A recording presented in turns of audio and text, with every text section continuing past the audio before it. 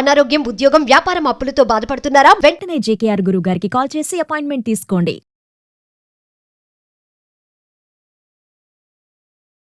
ప్రముఖ astrologist, life skills, money coach doctor JKR గారు ఇవాళ మనతో ఉన్నారు. వీరు డేట్ ఆఫ్ బర్త్ లేని వారికి ప్రశ్న శాస్త్రం, హస్త సాముద్రిక, అదేవిధంగా వాస్తు కూడా చెప్పగలిగిన పరిపూర్ణ బహుముఖ ప్రజ్ఞాశాలి. సో వీరు మనతో ఉన్నారు. సో వారి మాటల్లో మరింత సమాచారం అడిగి తెలుసుకుందాం. హాయ్ గురువు గారు, నమస్తే. నమస్కారం. యా, ఎలా ఉన్నారు? బాగున్నాను. ఫైన్. సో యాక్చువల్లీ నేను ఈ విషయం విన్నాను. ప్రతిరోజు సాయంకాలం సమయంలో ఈ టైంలో కొన్ని పనులు చేస్తే కోట్ల డబ్బులు సంపాదించవచ్చు, డబ్బుని ఆకర్షించవచ్చు అని చెప్పి ఎలా సాధ్యమవుతుంది? అసలు ఏం చేయాలి సాయంకాలం సమయంలో? వాస్తవంగా సాయంకాల సమయానికి చాలా అద్భుతమైన మహిమలు ఉన్నాయని మన పెద్దలు చెప్తుంటారు. ఏమిటి, ఎప్పుడు, ఎలా? సహజంగా సూర్యాస్తమయ సమయాన్ని సంధ్యా సమయం అనుకుంటాం కదా. ఆ సూర్యాస్తమయ సమయంలో సుమారుగా మనకి 6 గంటలుగా తీసుకున్నాం. ఒక్కోసారి 6:15 రోజు మారుతా ఉంటుంది. తీసుకుంటే 24 నిమిషముల ముందుగా, సూర్యాస్తమయానికి 24 నిమిషం ముందుగా. సరే, ఇవన్నీ మేము ఎక్కడ చూసుకోమని కామన్ గా మరి అందరికీ సాధ్యపడదు కదా. సుమారుగా 5:30కి. అంటే సాయంత్రం 5:30 సమయంలో ఎవరైతే ఇంట్లో దీపారాధన చేస్తారో, ఎవరైతే మీ ఇంటి దైవాన్ని ఆరాధిస్తారో వారికి లక్ష్మీ కటాక్షం కలిగి తీరుతుంది. ఎందుకని ఆ సమయానికి ఏంటి అంత ప్రత్యేకత అనంటే, ఈ సమయంలో అశ్వనీ దేవతలు తిరుగుతూ ఉంటారని మన పెద్దలు చెప్తూ ఉంటారు. దీనితో పాటుగా ఈ సమయాన్ని గోధూళికా సమయము అని కూడా చెప్తూ ఉంటాం. ముఖ్యంగా శివపార్వతులు ఇదే సమయంలో అక్కడ నాట్యం చేస్తూ ఉంటారు ఆనందంతో. దేవతలందరూ అది తిలకిస్తూ ఉంటారయ్యా. ఆ సమయంలో మీ ఇంట్లో గాని గుడిలో గాని దైవ దర్శనం చేసుకుని ఆ సమయంలో నీ సమస్యల గురించి భగవంతుణ్ణి ప్రార్థించటం వల్ల శీఘ్రమే మీకు అనుగ్రహం కలుగుతుంది అని కూడా చెప్తూ ఉంటారు. అందువల్ల ఈ సమయానికి అంతటి ప్రత్యేకత ఉంది. అంటే ఇక్కడ కోట్లు సంపాదించడమా, లక్షలు సంపాదించడమా పక్కన పెడితే, ఏది సంపాదించాలన్నా ముందు మన ఆలోచన సరళి మారాలి. మనం ఆస్ట్రాలజీగా చూసుకున్నా, లా ఆఫ్ అట్రాక్షన్ గా చూసుకున్నా, మనం ఎప్పుడో చెప్పేది ఏమిటి అని అంటే, పాజిటివ్ దృక్పథంతో మనిషి ఉండాలి. ఎప్పుడైతే పాజిటివ్ దృక్పథంతో ఏ మనిషి అయితే ఉంటాడో జీవితంలో ఉన్నతంగా వారు అనుకున్న కోరికల్ని ఈజీగా రీచ్ అవ్వగలుగుతాడు. కానీ వీరిలో ఏముంటుంది? భయము, టెన్షన్. అవుతుందా, నిజమా, ఈరేంటి సాయంత్రం దీపం పెడితే కోట్లు వస్తాయి అన్నాడు, ఇంతసేపు భావం. ఇలా కాకుండా నేను చేస్తున్న వృత్తి, ఉద్యోగ, వ్యాపారాలలో నేను అనుకున్న గోల్స్ ఈజీగా రీచ్ అవ్వగలను. దానికి ఈ గోధూళికా సమయంలో ఈ దీపారాధన చేసి భగవంతుణ్ణి ఇలా ఆరాధించటం వల్ల నాలో ఉన్న దైవశక్తి, విశ్వశక్తి, విశ్వంలో ఉన్న దైవశక్తితో మమేకమవుతాయి. ఎప్పుడైతే మమేకమైనాయో మనకి అశ్వనీ దేవతల యొక్క అనుగ్రహం కలుగుతుంది, అలాగే శివపార్వతుల యొక్క అనుగ్రహం కలుగుతుంది, మీ ఇంటి దేవుడి యొక్క అనుగ్రహం కలుగుతుంది. అలా కలిగినప్పుడు మన సంకల్పాలు నెరవేరుతాయి. అది మరి మనం ఏ వ్యాపారం అన్నా చేయండి, దాంట్లో అత్యధిక లాభాలు కలిగినప్పుడు అది 1 కోటి, 2 కోట్ల, లక్షల అని ఎలా కౌంట్ చేస్తాం? వాస్తవంగా కోట్లు సంపాదిస్తారు అనగానే ఓహో నిజం, అట్లయితే మనము చేద్దాం. కానీ వాస్తవంగా చేసిన వారికి చేసుకున్నంత మహాదేవ అని మన పెద్దలకు సామెత చెప్తూ ఉంటారు. అయితే ఇది ఎలా చేయాలి? ఎలా చేస్తే మీరు అనుకున్న కోట్లు సంపాదించగలరు, మీరు అనుకున్న పరిపూర్ణ స్థితి మీరు పొందగలరు అనంటే, దీపారాధన చేసి ఆ దీపం వెలుగుల్ని మీ యొక్క మణిపురా చక్రం ద్వారా మీ శరీరంలో ప్రవేశించినట్లుగా ఫీల్ అవుతారు. మణిపురా చక్రం అంటే ఎక్కడ ఉంటుంది అంటే నాభి దగ్గర, అంటే బొడ్డు దగ్గర ఉంటుంది. బొడ్డు దగ్గర ఎందుకని ఇక్కడ అగ్ని ఉంటుంది అని అంటే, మన తిన్న ఆహారం అక్కడ మణిపురా చక్రంలో అరుగుదల అయ్యేది అక్కడే. అందువల్ల అక్కడ అగ్ని పుడుతూ ఉంటుంది. ఆ అగ్నికి మనలో ఉన్న పంచభూతాలు ప్రకృతిలో ఉన్న పంచభూతాలతో మమేకం అవటం అని చెప్తూ ఉంటాం. ప్రకృతిలో పంచభూతాలు ఉంటాయి, మనలో కూడా పంచభూతాలు ఉంటాయని మనం చెప్తూ ఉన్నాం. అంటే ఈ రెండు కూడా మమేకం అవటం అంటే, ఎప్పుడైతే మనం ప్రకృతిలో దీపం పెట్టి దేవుణ్ణి మనం ఆరాధిస్తున్నాం కదా, అందుకనే మనం ఏమంటున్నాం, దీపం ఎప్పుడైతే పెట్టి ఆ దీపం యొక్క కాంతి మన మణిపురా చక్రం ద్వారా ప్రవేశించి మీ శరీరంలో ఉన్న అణువణువు కూడా, అంటే పాదాల దగ్గర నుంచి శిరస్సు వరకు కూడా ప్రతి పార్టు, ప్రతి అణువణువు కూడా వెలుగుతో నిండిపోయినట్లుగా ఫీల్ అవుతూ పాజిటివ్ గా ఉంటూ ధైర్యంగా ఉంటూ మీరు చేస్తున్న వృత్తి ఉద్యోగ వ్యాపారాలలో మీరు అనుకున్న గోల్స్ రీచ్ అయినట్లుగా ఆ భగవంతుడు ఆశీస్సులు మీకు కలిగినట్లుగా ఫీల్ అవుతుంది. ఓకే. యద్భావం తద్భవతి అని చెప్తుంది మన భగవద్గీతలో. శ్రీకృష్ణ భగవానుడు చెప్పింది అదే. అంటే మనం ఏం చేసాం, దీపం పెట్టాం ఆ సమయంలో, ఆ సమయానికి ఒక ప్రత్యేకత ఉంది. ఆ సమయంలో మనం సంకల్పం చేస్తూ ఉన్నాం, ఆ సంకల్పం పాజిటివ్ గా చేస్తూ ఉన్నాం.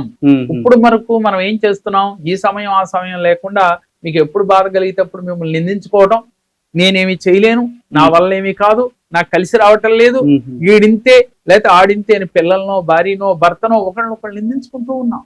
కాబట్టి మనకి ఆ సమయంలో మనం నిందించుకోవటం వల్ల ఇప్పుడు వరకు అనేకమైన తెలుసో తెలియకో జీవితంలో కోల్పోయాము. కానీ మరి సాధించాలని కోరిక ఉంది కదా, మరి కోరిక ఉన్నప్పుడు దానికి తగ్గ కొన్ని కార్యాచరణ ఉండాలి, సంకల్పం దృఢంగా ఉండాలి, సంకల్పానికి చిన్న చిన్న క్రియలు తోడవ్వాలి. దీనితో పాటుగా కుబేరుణ్ణి ఎక్కువగా ఆరాధన చేయాలి. డబ్బు కావాలంటే మనం కుబేరుణ్ణి ఆరాధన చేయాలి.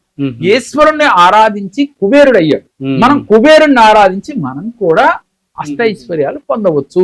అది ఎలా ఆరాధించాలి? మీ దగ్గర కనుక యంత్రం ఉంటే కుబేర యంత్రం అది పెట్టుకుని ఓం యక్షాయ కుబేరాయ వైశ్రవణాయ ధనధాన్యాధిపతియే ధనధాన్యం సమృద్ధిం మే దేహి దేహి దాపయ దాపయ స్వాహ, ఇలా ఈ మంత్రంతో 21 సార్లు 41 సార్లు ఓపి లేకపోతే 11 సార్లు మనసా వాచా కర్మణ ఈ మంత్రాన్ని చదువుతూ ఆ కుబేరుని ఆకర్షించినట్లుగా ఫీల్ అవ్వాలి. ఇలా ఆ కుబేరుడికి అనుగ్రహం కలిగినట్లుగా మీ వ్యాపారంలో బాగా కలిసి వచ్చినట్లుగా ఫీల్ అవుతూ చేయాలి. ముఖ్యంగా పాజిటివ్ గా మాట్లాడుతూ ఉండాలి. ఈ సమయంలో ప్రత్యేకించి నెగిటివ్ థాట్స్ కూడా మనకి ఆలోచనకు రాకూడదు. కష్టం గురించి కనీసం తలవకూడదు. ఎందుకని ప్రతినిత్యం మనిషి పుట్టాక కష్టం లేనివాడు లేడు. తలుసుకుని ఏం సాధించాం ఇప్పటి వరకు, మనం సాధించింది 0.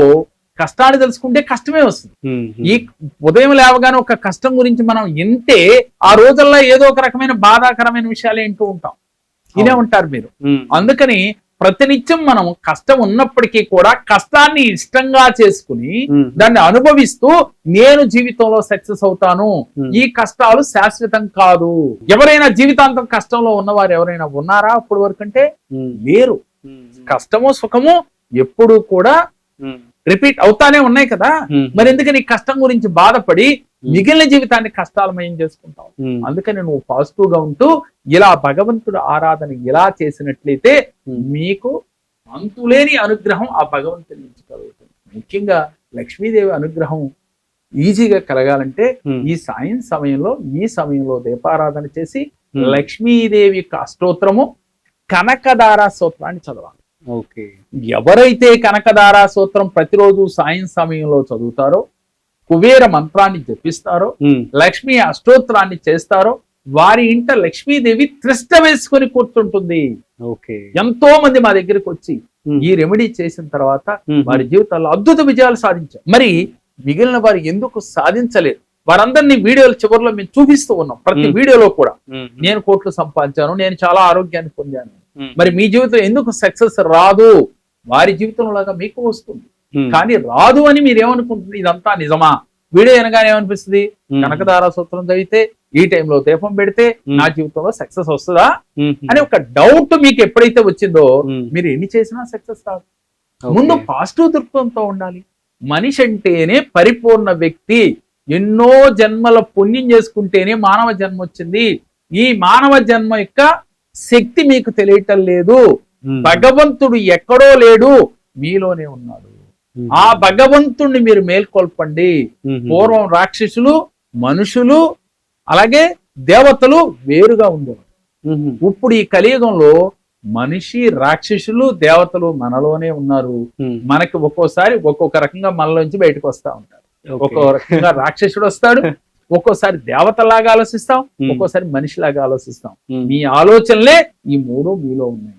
మీరు ఈ రాక్షసుని చంపేయండి, అలాగే మనిషి యొక్క తత్వాన్ని తీయండి, అలాగే దేవతల్లాగా ఆలోచించడం మొదలు పెట్టండి. పాజిటివ్ గా ఉండండి. నాకేమీ కాదు, నేను సాధించగలను, జీవితంలో ఉన్నతంగా నేను ఉండగలను, నాకంటూ చరిత్రలో ఒక పేజీ ఉంచుకునే శక్తి నాకుంది, ఉమ్. చరిత్ర సృష్టించగలను అనుకుంటే మీరు కూడా ఆ చరిత్రను సృష్టించగలరు. ఎంతో మంది మహానుభావులు కామన్ గా సాదా సీదా కుటుంబంలో పుట్టి ఉన్నతంగా ఎదిగారు. వారికంటూ చరిత్రలో మనం వాళ్ళ బుక్కులో లిఖించుకుని అందరం చదువుకునే స్థాయికి ఎదిగారు. మరి మనం ఎందుకు ఎదగలేం? కారణం మన ఆలోచనే. కాబట్టి ఈ రోజు నుంచి ఈ సమయంలో ఈ చిన్న క్రియ చేసి చూడండి, దాని ఫలితం ఎంతటి అద్భుతంగా మహిమాన్వితంగా ఉంటుందో మీరే ఆశ్చర్యపోతారు. ధన్యవాదాలు గురువు గారు. నమస్కారం. గైస్, మీకు గనుక ఏమన్నా సందేహాలు, డౌట్స్ కనుక ఉన్నట్లయితే సో కింద స్క్రోల్ అవుతున్నటువంటి నెంబర్ కి మీరు కాల్ చేసి గురువు గారి ద్వారా మీరు డౌట్స్ కూడా క్లారిఫికేషన్ చేసుకోవచ్చు. That's it. మరొక ఇంట్రెస్టింగ్ కాంటెంట్ తో మళ్ళీ కలుద్దాం. అంతవరకు చూస్తూనే ఉండండి Suman TV. This is Rajiv signing off. నాకు చాలా సమస్యలతో నేను జేకే గారి దగ్గరికి వచ్చాను. నేను ఫైనాన్షియల్ ప్రాబ్లమ్స్ వల్ల చాలా ప్రాబ్లమ్స్ పడుతూ ఉన్నాను. దానికోసమని జేకేఆర్ గారి దగ్గరికి వస్తే నాకు సరైన పరిష్కారాన్ని చూపించారు. దానివల్ల చాలా హ్యాపీగా ఉన్నాను ఇప్పుడు.